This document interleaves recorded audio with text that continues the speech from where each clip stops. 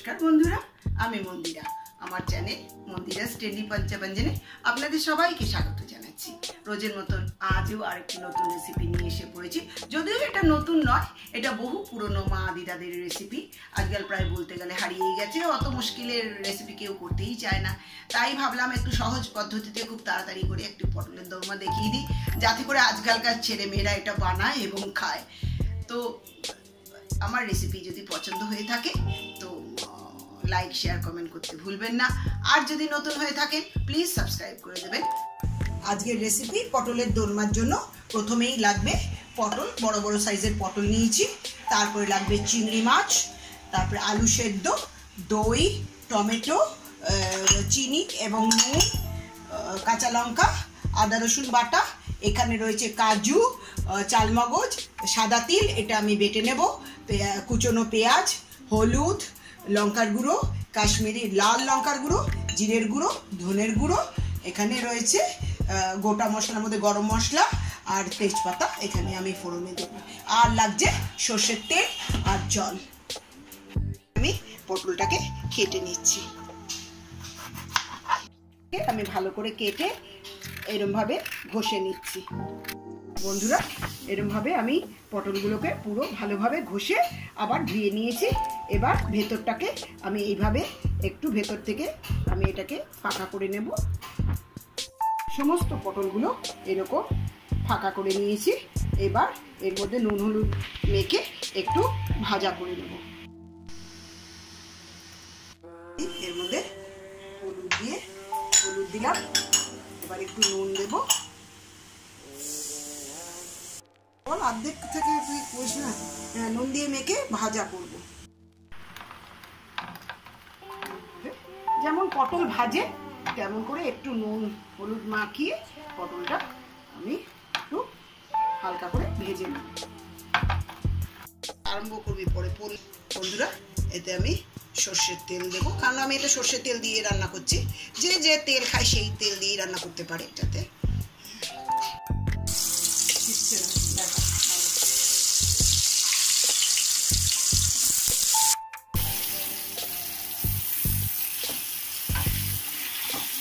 বন্ধুরা এটা উল্টে পাল্টে সামান্য একটুখানি ব্রাউন ব্রাউন কালার হলে নামিয়ে নেব।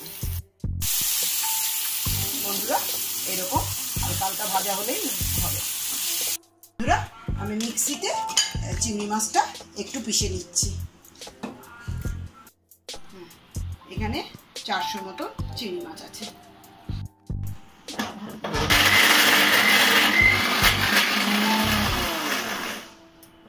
একটু কম পেশা হলেই কিছুটা একটু অল্প গোটা গোটা আধা আধা থাকলেই ভালো, মুখে পড়লেই ভালো।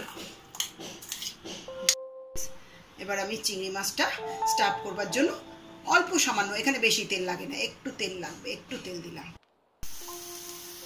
বন্ধুরা আমি দিচ্ছি এখানে 1 চামচ আদা রসুন বাটা, হলুদ, একদম অল্প করে সামান্য লঙ্কার গুঁড়ো দিয়ে একটু দিচ্ছি জিরের গুঁড়ো, 1/2 স্পুন জিরের গুঁড়ো। এটাও একটু চিনি দিয়ে দিচ্ছি। এবার যে চিংড়ি মাছটা আমি করে রেখেছি সেই চিংড়ি মাছটা আমি দিয়ে দিচ্ছি।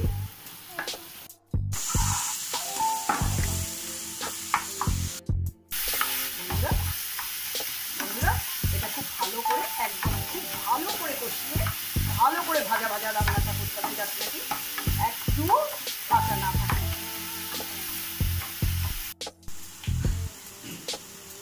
এখানে আমি ভালো, তাহলে আমাদের ওই পটলের ভেতরে ঢোকাতে সুবিধে হবে।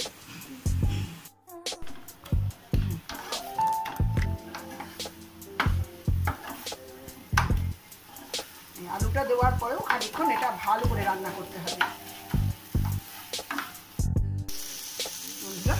এখন লাস্ট আমার এই স্টাফটা বানানো হয়ে গেছে, পুরটা। এবার আমি দিচ্ছি একটু শাহি গরম মশলা।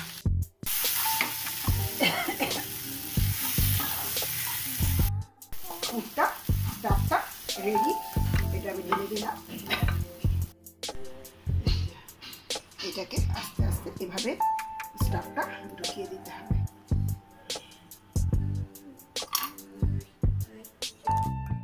গ্যাসে কড়া চাপিয়ে দিচ্ছি। এবার আমি এটার গ্রেভিটা বানাবো। বন্ধুরা আমি সমস্ত পটলের মধ্যে পুরগুলো ভরে নিয়েছি। গ্রেভিটা করবার জন্য আমি তেল দিয়ে দিলাম, সর্ষের তেল। মানে গোটা গোটা এলাচ, দারচিনি, লবঙ্গ একটু দিয়ে দিলাম, দুটো তেজপাতা দিয়ে দিলাম।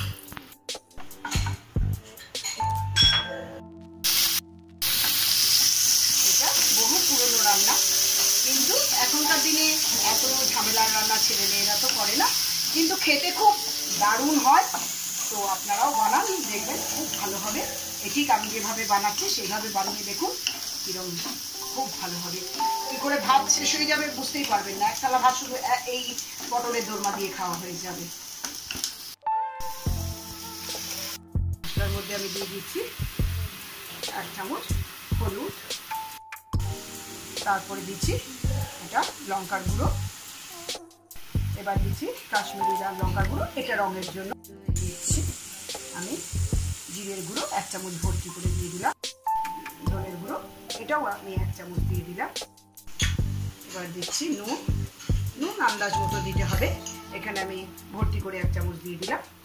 এবার একটু আমি সামান্য জল দিয়ে এটাকে ভালো করে, মশলা যত কষাবে তত রান্না ভালো হয়।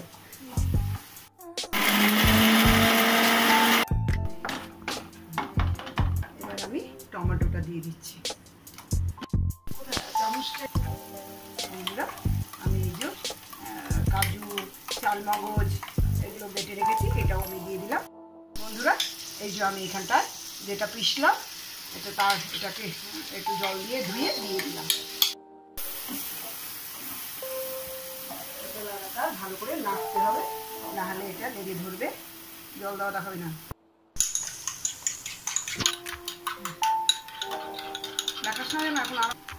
বন্ধুরা এবার আমি এতে একটু দই দিচ্ছি, এখানে দই 3-4 চামচ মতো দই দিলাম।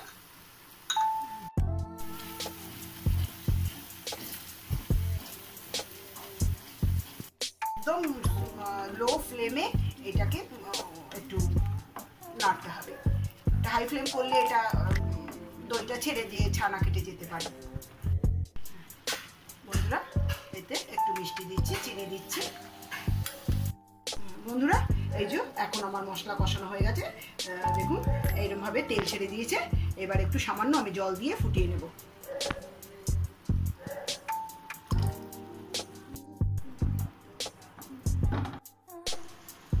ফুটছে তো বন্ধুরা, এবার জলটা ফুটে গিয়েছে, আমাদের গ্রেভিটা ফুটে গিয়েছে। এবার আমি আস্তে আস্তে করে পটলগুলো ছেড়ে দিচ্ছি। পুরো কড়াটা ধরে দেখা, এত বিরাট দেখালে না খালি বিচ্ছিরি লাগে। এই যে আমি পটলগুলো দিয়ে এবার ঢাকনা দিয়ে স্ট্যান্ডিং টাইমে কিছুক্ষণ রাখবো, এই 5-7 মিনিট 10 মিনিট, মাঝে একবার উল্টে পাল্টে দেবো, তাহলেই আমাদের পটলের দোরমা রেডি হয়ে যাবে।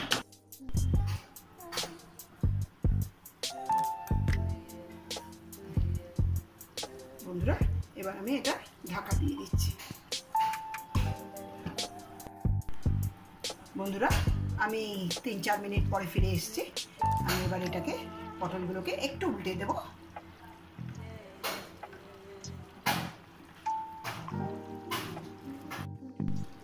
বন্ধুরা আর কিছুক্ষণ রেখে দিলেই হয়ে যাবে, আর 3-4 মিনিট 5 মিনিট রেখে দেবো এরকম। বন্ধুরা একেবারে রেডি আমার। এবার একটু ঘি আর গরম মশলা দিলেই একদম হয়ে যাবে। এটা দেখো পড়লে কিন্তু